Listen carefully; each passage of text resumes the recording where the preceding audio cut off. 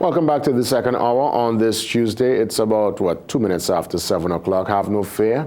The Digipreneur is here. Keron Rose joins me on the Zoom line, and today we're talking AI, ways we can use AI to benefit your project, to really bring some level of advancement to whatever ideas you're going to bring out there, especially if you're in the marketing field. So 3 ways marketers can use AI, and people hear AI, Keron, and they get nervous. Artificial intelligence, it's here.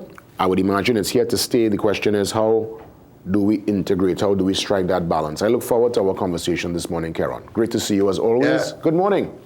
Thank you for having me once again. Morning, Trinidad and Tobago. So the topic of AI in marketing, and don't just think it as something that marketers can use. This is also going to be helping your business, and I think the more we can get people to understand the various use cases, it's going to help tremendously. So let's kick things off with our first way that marketers can use AI within their marketing and business development. So JW, we have seen many a time where marketing campaigns, people create some content or create an ad, they post it on social media, and they get ridiculed because the ad is misaligned. We're seeing a lot more misaligned content or people creating ads that are missing the mark. One of the major things that people could do is, after you've created a post that you're about to go put on social media, once you are using the pro version of ChatGPT, which is $20 a month, you're going to be able to now get the feature where you can add images, video, and audio to ChatGPT for analysis. So what I do is, you can add that same post you just created. Before you post it to social media, you can actually add it to ChatGPT, and you can ask ChatGPT, hey, out of 10, I would like you to rank this piece of content. I want you to tell me the pros and cons of this content and give me ways that I can improve the content. And many a time, and I've posted this on my social media platforms, when I've added the content that companies are putting out, they're scoring less than 50%. And ChatGPT has broken down all of the ways this is terrible content and why it's bad and how they can fix it. That's something that every single marketing personnel and business should be doing before they're posting and going live with their content. So I'm trying to work out the maths here, and I mean, yes, doing my research on artificial intelligence, but ultimately, what engine is behind this? Like, how are they able to even draw that particular reference or come up with that kind of conclusion? Is it based on just a plethora of content that they? What was the science behind it? Who governing this, man?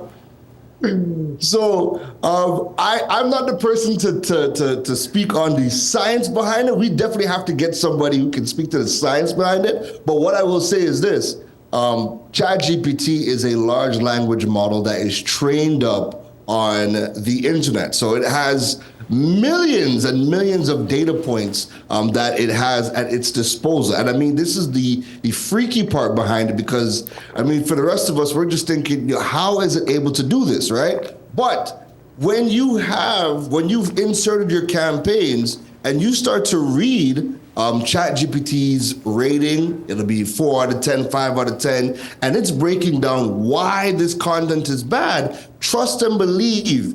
You would sit there and read for yourself, that you're like, oh wow, no, this is actually correct. And again, I've been able to, when I'm creating my content, I'm talking about different marketing campaigns, it's amazing. Everybody in the comments is amazed at just how accurate it is. So what I tell every business, before you post your content, run it through ChatGPT, because it's going to really give you an accurate breakdown as to whether or not you're doing well. And if it's not a good piece of content or a good ad, it's going to tell you exactly why it's bad and how to fix it. And again, you could take the suggestions, you, the human, could then improve upon it. Of course, and I look forward to some more ways, but I want to just draw reference to what I think is still the element of surprise, being able to read your cultural space, read the room, So I'm taking the example here of Kanye West for the Super Bowl, spent 7 million US on a 30-second ad that he shot on a cell phone while moving in a van. And he basically said, hey, just come to easy.com. I got things. It was so unprofessional, and it worked. The kind of money and traffic that 30-second crazy ad in Kanye's most interesting way, he didn't go down the road of all these massive production. I mean, you know the ad. It was blow mind, and it worked. So I'm wondering, I guess there is still space for that kind of off the beat. You could just go left field and make it happen, right? But that comes down now to personal branding. Kanye West is a genius at marketing. He understands that he could spend $7 million on an ad. US. And because US. He could spend $7 million US on an ad or on an ad spot. And he could come in and beat Kanye because Kanye's brand, that was so on brand for Kanye, right?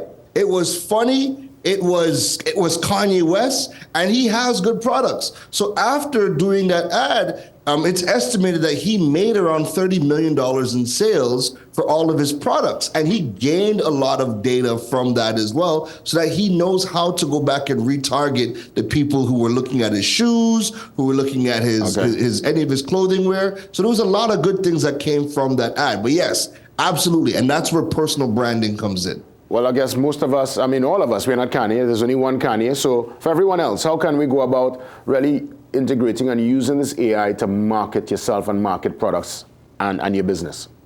Yeah, so the internet is a very big space, right? And social media is just one aspect of digital, right? There's many spaces beyond social media. And even in social media, each social media platform is segmented. So what happens now is, because people are so heavily focused on social media, they really try to create only one form of content, and that is video content. The problem with that is people learn in 3 different ways. They learn through visual content, they learn through audio content, and they learn through written content. The good news is that when you're creating video content, you can actually, because it's versatile, you can take the audio from a video, but you can also take that video and you can have it transcribed in an application like Descript, and then you could take the transcription and put it into ChatGPT, and you can now say, hey, ChatGPT, take my transcription and turn this into a written piece of article. That way you can now take the article and put it on your website, because your search engines love blog content, and the people who love to read, they can now read the content rather than watching a video. But then you could also ask ChatGPT, and you could say, hey, after the transcription, I would now like you to take the data from the transcription, and you can turn this into 10 pieces of content for X or Twitter that you could, it's gonna give you like carousel content, which you could then throw in Canva and then post on Instagram. So that's another way ChatGPT is gonna be able to help you with your written content, but also creating your carousel content and content for X and Threads. Keron, what is this going to do for people who were given that task before? There are people still who that's their role and function to, find ways to break down the content, find interesting words and phrases to put up. That is it? Or the party done? No, not necessarily. I think everybody's duty right now is to figure out just how they can leverage AI to make themselves better. The way I look at myself now, the more I learn about prompt engineering and the AI tools, think Iron Man, right? Iron Man was a genius on his own and could do a lot on his own, but do you know who was right there with him every step of the way, helping him do everything and the most complex tasks? Jarvis, his AI assistant. When you think of Black Panther and you think of Shuri, Shuri had an AI assistant helping her do everything as well. That is the mindset that people need to have. If you want to excel in your jobs now, you need to figure out, how can I get so good at AI that I now double and triple my output and the quality of my work? That way I now become indispensable, or I make it very hard for myself to be replaced. And even if you are replaced in the role that you are at right now, there's so many new jobs that have been created that you're going to be able to find yourself a new role, because prompt engineering, people that learn how to use AI, that's a major skill set and a major job that has been created around the world. Again, we're in Trinidad, we're still a bit behind, but prompt engineering is a major job around the world now. So for those looking on this morning and you've piqued their interest, what's the first step really to start to engage with AI and to just start to dabble and to experiment and explore? Great question. So, and you said the answer right there, dabble. Don't be afraid, start to experiment. I think the people that are really afraid of AI are the ones that are not experimenting, because everybody who has even started to play around with AI is starting to realize, oh, wow, this is actually helping me take a lot of the tasks that used to take me forever to do with AI and some of the workflows. This is helping me create my work at record time. The people that are running away from AI are typically not even the ones who are dabbling in it. So start to dabble, start to play around with it. If you're a small business owner, let me give another example that could help you out. So a lot of small business owners might be amazing at creating amazing products, but might not be the best person at marketing. One of the things you can do is, let's just say you're creating a product. So you're a candle maker, right? You've created the product. You can actually take a picture of the product. You could load it into ChatGPT and you could say, hey, ChatGPT, this is a candle. This candle is pumpkin spice. It is soy wax, and it's handmade right here in Trinidad and Tobago.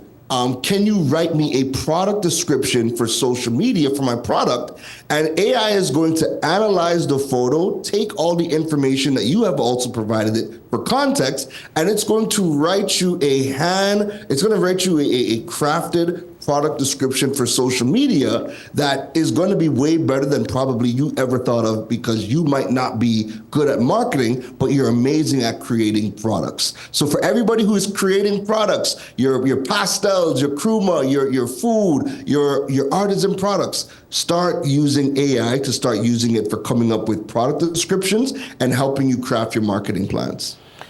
Wow. For those who are saying they're looking on and they're hearing this, and again, it's here to stay, and clearly it's a tool to help and to assist.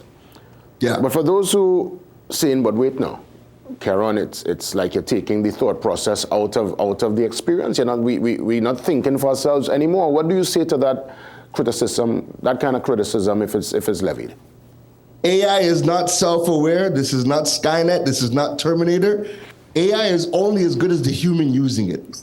So it's not going to do anything on its own. There's a lot of people who will come up to me and be like, yeah, I tried it. It just doesn't work. But again, it's only as good as the human that is utilizing the tool. So this is not something where you could just, sign up for ChatGPT. It does everything and you don't have to think. No, this is making you think a whole lot more, and it's making you approach how you do your business differently, because it can do so much for you and help you so much. There's a lot of times where I might be stumped in coming up with a piece of content, and I'm now engaging with, I could take information from my competitors or people in my spaces. I can feed it into ChatGPT and do brainstorming sessions. And by the time I come out of that brainstorming session, I'm now better prepared to create a video or to create a piece of content or to create a product description for my website. So it's only as good as the humans using it. This is not something where we have removed the thought process from it. To me, far from.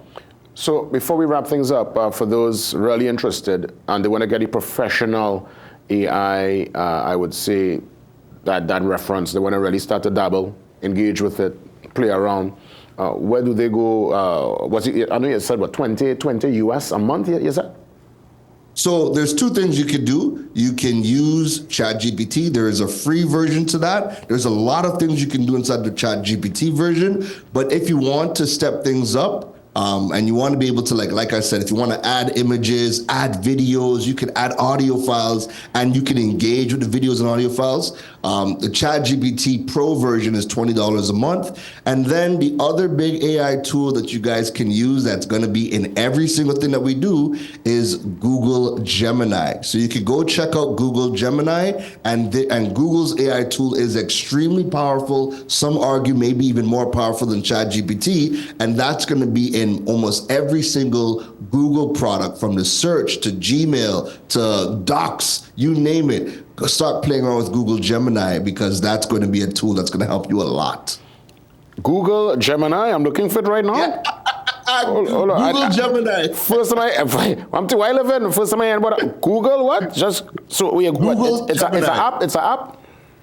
So go to the website. I haven't downloaded the app. I've only ever, because I pay for ChatGPT, I myself am now starting to use Google Gemini, but I use it on the website. And let me give you a real quick example, JW. Let's just say, even for you as a host, you meet people for the first time almost every single day. Let's just say there's a topic you know absolutely nothing about. You can actually take an organization's website or get people's profiles. You can plug it into ChatGPT and say, ChatGPT, I'm interviewing this person. This is the direction of the interview that I want you to go. Take all the data from their website, take the information from the cause that we're going to talk about, and I want you now to craft 10 questions for me to ask this person based on all the data points you have inputted. And you're going to get pinpoint accuracy, so you know exactly what to ask. And because it's you, the human, you're the one that's going to bring that question to life and ask all the additional questions to make this thing extremely relevant. Mind blown. Yeah, mine is blown. Yeah, I'll check it out. I'll start to play around. I haven't, honestly, Keron, I haven't really dabbled with the AI, you know. I watch it, I say, ooh. But you know what? I think I'll play around with it a bit and see where it goes. For sure. Any closing remarks, Keron Rose? It's all yours. Yeah, so folks, dabble, right? People fear what they don't understand, and I think the more people start to play around with these tools, they are realizing, hey, this is not going to replace me. This is only going to make me better at my craft, better at my business, and help me advance what I'm trying to do. So the folks that are going to be replaced are going to be the ones who see AI and wash their hands and run away from it. The people who are going to be even more valuable to companies are the ones who have now mastered prompt engineering and figuring out how to double and triple their output and do better quality work. So don't be afraid, start to dabble and play around with it. Keron, all the best, man. Thanks as always. Have a great one. God spare. We'll touch base again next week, Tuesday. Take care. Keron Rose, the Digipreneur.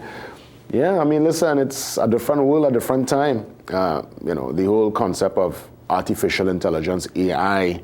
The only AI we used to talk about is when Benjai said, well, AI, that was the only AI we knew about back then. But now it's here, and it's a new world.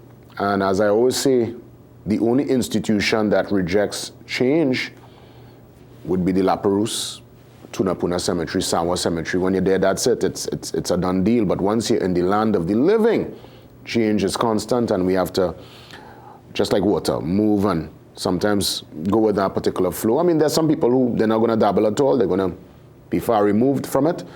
But if you're using it for good and to help enhance what you're doing, by all means, you know, see what's going on there. The technology is really here to help us out. So let's see how things go. Thanks a lot, Keron. Interesting. AI, here to stay. Conversations on Cancer up next. Dr. LeBlanc joins me on set. Stand by.